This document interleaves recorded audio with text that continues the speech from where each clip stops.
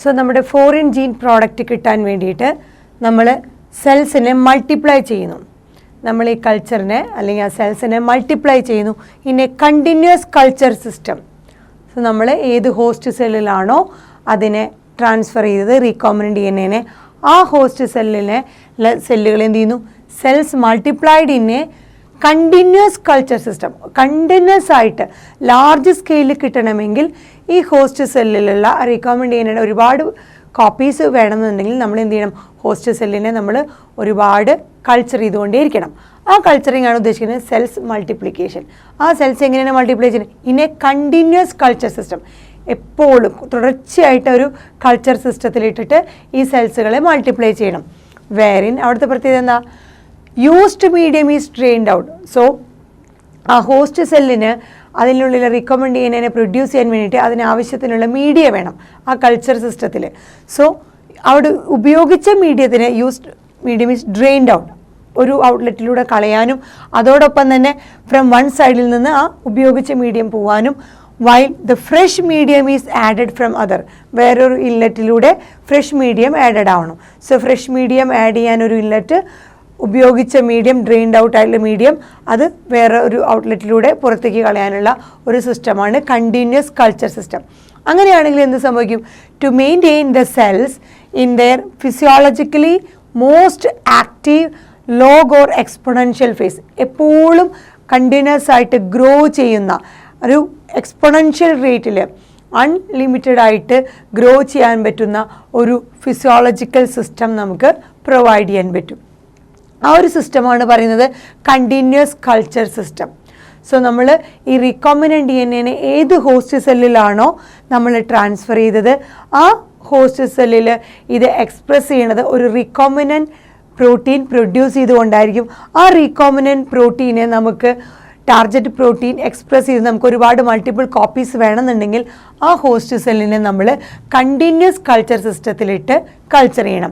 ആ continuous culture സിസ്റ്റത്തിൻ്റെ പ്രത്യേകത എന്താണെന്ന് വെച്ചാൽ വൺസ് ഉപയോഗിച്ച് കഴിഞ്ഞാൽ ആ ഹോസ്റ്റ് സെൽ വളരാനായിട്ട് ഉപയോഗിച്ച് കഴിഞ്ഞ മീഡിയത്തിനെ ഒരു സൈഡിൽ നിന്ന് അത് ഡ്രെയിൻ ഔട്ട് ചെയ്ത് കളയുക, ഔട്ട്ലെറ്റിലൂടെ കളയുക.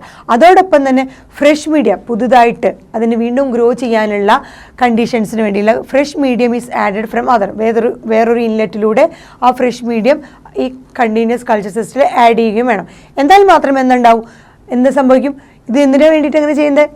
ഉപയോഗിച്ച മീഡിയം പുറത്തേക്ക് കളയും, ഫ്രഷ് ആയിട്ടുള്ള മീഡിയം അകത്തേക്ക് കയറ്റുന്ന ഒരു കണ്ടിന്യൂസ് കൾച്ചർ. അപ്പോൾ എപ്പോഴും ഇതിലുള്ള സെൽസുകൾ എന്താവും? Maintain the cells in their physiologically most active. ഇതിലുള്ള സെൽസുകൾ എപ്പോഴും ആക്റ്റീവായിട്ടിരിക്കും. ഏത് ഫേസിലാണ്? ലോഗ് അല്ലെങ്കിൽ എക്സ്പൊണൻഷ്യൽ ഫേസ്. അൺലിമിറ്റഡ് ആയിട്ട് ഇതിങ്ങനെ ഗ്രോ ചെയ്തുകൊണ്ടിരിക്കും. പരമാവധി മാക്സിമം അതിൻ്റെ ഗ്രോത്ത് ഫിസിയോളജിക്കലി ആക്റ്റീവായിട്ട് ഇതിനെ നിലനിർത്താൻ പറ്റും ഒരു കണ്ടിന്യൂസ് കൾച്ചർ സിസ്റ്റം പ്രൊവൈഡ് ചെയ്യുകയാണെങ്കിൽ. സോ ഇത് എന്തിനു വേണ്ടിയിട്ടാണ് നമ്മൾ ഉപയോഗിക്കുന്നത്? To produce larger biomass. ഇങ്ങനെ ചെയ്യുകയാണെങ്കിൽ നമുക്ക് വലിയ ബയോമാസ് പ്രൊഡക്ഷൻ കിട്ടും.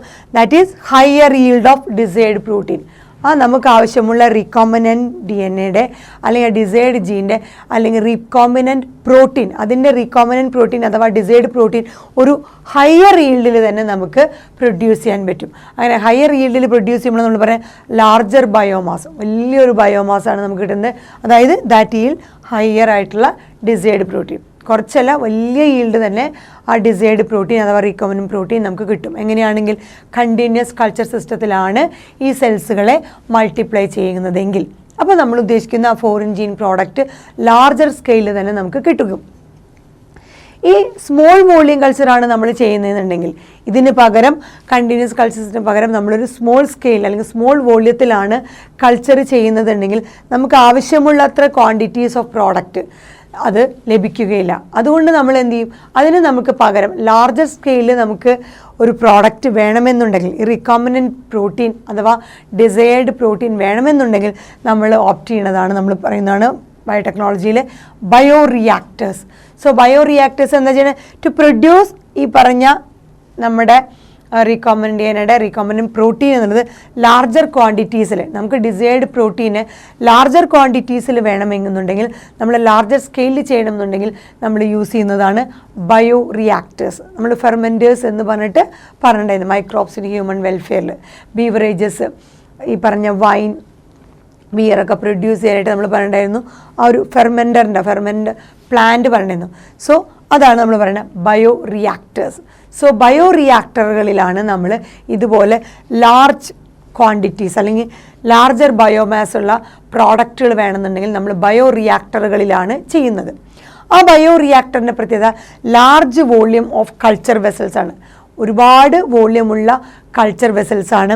100 to 1000 ലിറ്റേഴ്സ് അത്രയും ഒരുപക്ഷെ അതിനും വലിപ്പമുള്ള കൾച്ചർ വെസൽസുകളാണ് നമ്മുടെ ബയോ റിയാക്ടർ എന്ന്. ലാർജ് വോള്യൂമുള്ള കൾച്ചർ വെസൽസ്. ആ കൾച്ചർ വെസൽസിൽ എന്തൊക്കെ ഉണ്ടായിരിക്കും? Raw materials. എന്താ സംഭവിക്കുക കൾച്ചർ വെസൽസിൽ? ആ വെസൽസിൽ ഈ 100 to 1000 ലിറ്റർ കപ്പാസിറ്റിയുള്ള ആ കൾച്ചർ വെസൽസ് വലിയ ഒരു ഇതാണ്. അതിൽ ലാർജ് വോള്യൂമാണ്. അതിൽ നമ്മുടെ റോ മെറ്റീരിയൽസ് നമ്മൾ ഏത് ഫോറിൻ ജീൻ അല്ലെങ്കിൽ ഇൻട്രസ്റ്റ് ആണോ ഏത് ഹോസ്റ്റ് സെല്ലാണോ നമ്മൾ അതിനെ കൾച്ചർ ചെയ്തുകൊണ്ടിരിക്കുന്നത് ആ റോ മെറ്റീരിയൽസ് എന്ത് ചെയ്യുന്നു? Biologically converted into specific product. നമ്മുടെ ഹോസ്റ്റ് സെല്ലുകൾ അല്ലെങ്കിൽ നമ്മൾ ഏത് സെല്ലിക്കാണോ ഈ റീകോംബിനൻ്റ് ട്രാൻസ്ഫർ ചെയ്ത് ആ സംഭവങ്ങളെല്ലാം തന്നെ ആ റോ മെറ്റീരിയൽസ് എല്ലാം തന്നെ എന്തായിരുന്നു? ബയോളജിക്കലി അവിടെ ഈ ഗ്രോത്ത് ഫേസിൽ കൺവേർട്ട് ചെയ്ത് എന്തായി മാറുന്നു? സ്പെസിഫിക് പ്രോഡക്റ്റുകളായിട്ട് മാറുന്നു. അതുമാത്രമല്ല സ്പെസിഫിക് പ്രോഡക്റ്റുകളോ അല്ലെങ്കിൽ നമുക്ക് ആവശ്യമുള്ള ഇൻഡിവിജ്വൽ എൻസൈംസുകളായിട്ട് ഇത് ബയോളജിക്കലി കൺവേർട്ടഡ് ആവുന്നു. ഈ സെല്ലുകളിൽ എല്ലാം സ്പെസിഫിക് പ്രോഡക്റ്റുകളും ഇൻഡിവിജ്വൽ എൻസൈംസുകളുമായി കൺവേർട്ടഡ് ആവുന്നു റോ മെറ്റീരിയൽസ്. സോ അതിന് നമ്മൾ ഇവരിങ്ങനെ ബയോളജിക്കലി കൺവേർട്ടഡായി റോ മെറ്റീരിയൽസ് എല്ലാം ബയോളജിക്കലി കൺവേർട്ടഡായിട്ട് നമുക്ക് ആവശ്യമുള്ള സ്പെസിഫിക് ആയിട്ടുള്ള പ്രോഡക്റ്റുകളോ ഇൻഡിവിജ്വൽ എൻസൈംസോ പ്രൊഡ്യൂസ് ചെയ്യണമെങ്കിൽ നമുക്ക് അവർക്ക് ഒപ്റ്റിമം ഗ്രോത്ത് കണ്ടീഷൻസ് ഈ സെല്ലുകൾക്ക് വളരാനുള്ള ഒപ്റ്റിമം ഗ്രോത്ത് കണ്ടീഷൻസ് പ്രൊവൈഡ് ചെയ്യണം. സോ പ്രൊവൈഡ് ഒപ്റ്റിമൽ കണ്ടീഷൻ എന്ന് പറയുന്നത് ഒപ്റ്റിമം ഗ്രോത്ത് കണ്ടീഷൻസ് പ്രൊവൈഡ് ചെയ്താൽ മാത്രമേ നമുക്ക് ആവശ്യമുള്ള ഈ പറഞ്ഞ ഡിസൈർഡ് പ്രോഡക്റ്റ് സ്പെസിഫിക് പ്രോഡക്റ്റ് അല്ലെങ്കിൽ എൻസൈംസുകൾ കിട്ടുകയുള്ളൂ. സോ ഡിസൈർഡ് പ്രോഡക്റ്റ് കിട്ടണമെങ്കിൽ ഈ റോ മെറ്റീരിയൽസ് ഇങ്ങനെ കൺവേർട്ടഡ് ആവണമെങ്കിൽ നമ്മൾ എന്ത് ചെയ്യണം? അവർക്കൊരു ഒപ്റ്റിമം ഗ്രോത്ത് കണ്ടീഷൻസ് പ്രൊവൈഡ് ചെയ്യണം.